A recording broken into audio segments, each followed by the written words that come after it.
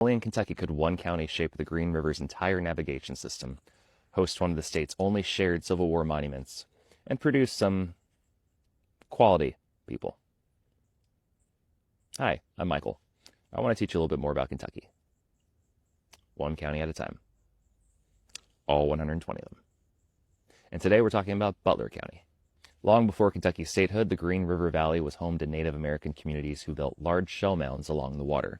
The Carlston Annis site, located in modern-day Butler County, is one of the most important.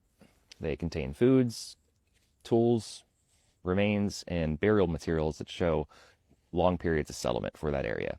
These mounds are really that mound is one of the earliest examples of an organized site along the Green River.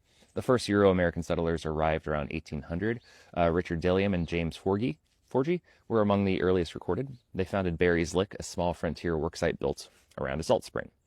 Salt production was one of the first industries in the county. Travelers stopped there, and it served as an early trading point. In January 1810, Kentucky created Butler County from Logan and Ohio counties. It was named for Major General Richard Butler, a Revolutionary War officer who died in 1791. That same year, officials chose a 60-acre tract owned by Christopher Funkhauser as the county seat. The hilltop was known briefly as Funkhauser Hill before becoming Morgantown. The town incorporated in 1813. During those early years, the Green River was the primary transportation route. Ferries operated at several spots carrying people, livestock, and wagons. Roads were mostly unreliable, and the river connected farms to mills and markets. Morgantown slowly gained stores, taverns, and small service businesses. Now, everything changed in 1833 when Kentucky approved major improvements to the Green River. Engineers designed a system of locks and dams to create a steady navigation channel for freight and passenger boats. Butler County ended up with two of them. Lock and Dam number 3 created Rochester. Lock and Dam number 4 created Woodbury. Rochester, named after Rochester, New York, was laid out during the 1830s and incorporated in 1839. It sat at the junction of the Green and Mud Rivers. The town developed around warehouses, stores, and a ferry landing. Steamboats stopped regularly to pick up tobacco, timber, and passengers, and Rochester became one of the busiest points in the county. Woodbury emerged in a similar way, since it formed around Lock and Dam number 4 and gained a riverfront business district. In the 1860s, J.R. Jones built a 2-story hotel to house travelers and boat crews. It later became known as the Woodbury Hotel, and eventually would become known as the Finney Hotel.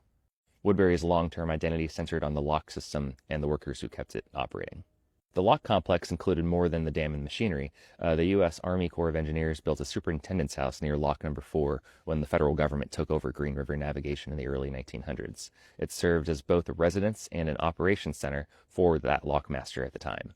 The superintendent coordinated boat traffic, monitored water levels, and supervised repairs. The house sat within sight of the lock, which allowed crews to respond quickly when boats approached or equipment failed, and for decades it housed successful lockmasters and their families. When commercial traffic declined and the Corps reduced its presence, the house remained but lost its operational role. It later became part of the property associated with the Green River Museum. The Civil War reached Butler County in 1861. On October 29, 1861, Union troops from the 17th Kentucky Infantry skirmished with Confederate forces near Morgantown. Private Granville Allen of Monroe County was killed, and it was one of the first losses for that regiment. After the war, local veterans created one of Kentucky's most unusual monuments. The Butler County Civil War Monument lists the names of both Union and Confederate soldiers together. I believe only 2 counties in the entire state built shared monuments like this, and this one was placed near the courthouse around 1907.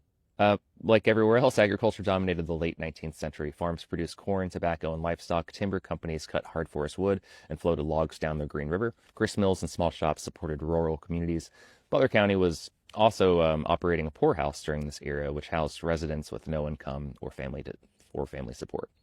It appears frequently in 19th and early 20th century fiscal court records. In the early 20th century, the Corps of Engineers managed the locks, and Woodbury remained a navigation hub. The Finney Hotel served travelers, workers, and salesmen. In 1911, I'm going to butcher this, Lethia Finney purchased the hotel and continued running it for decades with help from her daughter. The decline of river commerce came during the Great Depression. Freight companies failed and better roads encouraged truck transport. By 1931, regular commercial traffic on the Green River ended in Butler County. Rochester and Woodbury lost the economic base that had supported them. The Finney Hotel closed in 1950.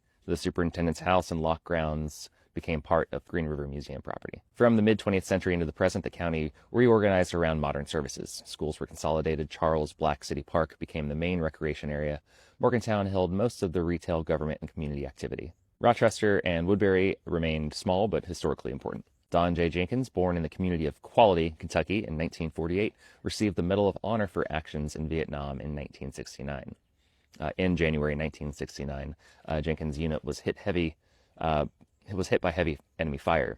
Jenkins moved repeatedly across exposed ground to pull wounded soldiers to safety, returning fire while covering evacuations, and continued fighting after being wounded himself. He received honors that same year. The county has a small number of local legends. The best known does involve the Finney Hotel. I've read stories about unexplained footsteps or shadows in the upper rooms. For those of you all familiar with the area, is that true? Are there any hauntings? I'd love to hear more. Today, Butler County has around 12,000 residents. Agriculture is still central. Poultry farms, cattle operations, timber work are common. Many residents commute to Bowling Green or Morgantown for work. The county maintains several river access points, historic cemeteries, that Civil War monument, and the Green River Museum. The Green River Catfish Festival began in the 1970s and continues each July, I believe, with rides, concerts, and food vendors. Harvest on the Square developed as a fall event on the Courthouse Plaza with local crafts and activities. So, that's Butler County. What'd I get wrong this time?